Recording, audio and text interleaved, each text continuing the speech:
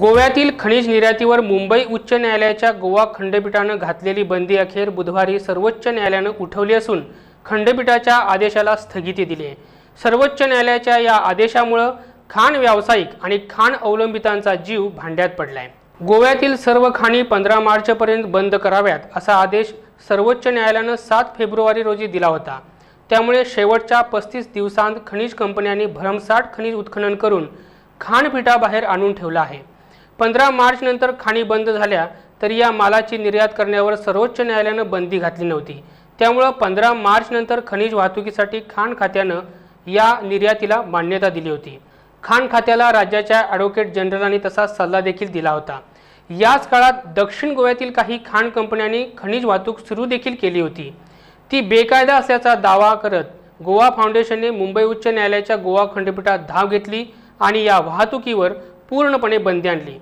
खाणपीठाबाहेरील मालाची वाहतूक केली जाते की लीज क्षेत्रामधील माल काढून त्याची वाहतूक केली जाते असा प्रश्न या संघटनेने प्रसारमाध्यमातून उपस्थित केला होता।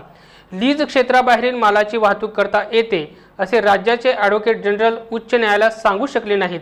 परिणामी या वाहतुकीवर उच्च न्यायालयाने बंदी घातली।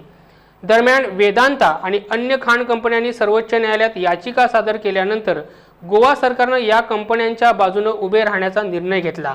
लीज क्षेत्राबाहेर खनिजाची वाहतूक करण्याची मुभा खाण कंपन्यांना असावी अशी भूमिका गोव्याची बाजू सर्वोच्च न्यायालयात मांडणारे अतिरिक्त सॉलिसिटर जनरल आत्माराम नाडकर्णी यांनी घेतली होती। त्यामुळे सर्वोच्च न्यायालयाने बुधवारी खंडपीठाच्या आदेशाला स्थगिती दिली।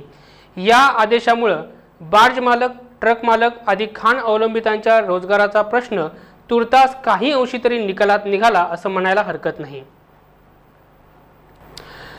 महामार्गांच्या व्याख्या बदलून विद्यमान सरकारने सर्वोच्च न्यायालयाच्या कचाट्यातून बहुतेक सर्व मद्यालयांची सुटका केली असून सध्या 311 मद्यालयांचा प्रश्न बाकी आहे। शेवटच्या टप्प्यात शहराजवळील आणि ओडीपीतील 1021 मद्यालयांच्या परवान्यांचे नूतनीकरण करण्याचा निर्णय मंत्रिमंडळाच्या 3 सदस्यीय सल्लागार समितीने घेतला असून उर्वरित 311 मद्यालयांच्या बाबत केस टू केस निर्णय घेण्यात येईल अशी माहिती बुधवारी पत्रकार परिषदेत देण्यात आली। I am Michael Krasko, the president of All Goa Bar and Restaurant Owners Association. Today, the 3-member committee met and took up the issue of what we are facing for the past 1 year. The issue that we are facing is that the bar and restaurants were not being given license which fall within the 500 meters from the highways. We had put our case to the government last year and the government was going through the whole issue and thinking of some way out. Recently on 26 February, the Supreme Court gave an order saying that the areas in entire India which are sufficiently developed could be considered for renewal of licenses.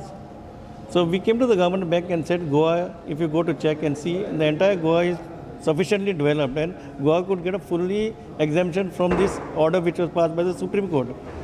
So that time the 3-member committee told us that they would look into the matter, take the opinion from the excise and the law department and accordingly announce whatever policy decision they would take again in this matter.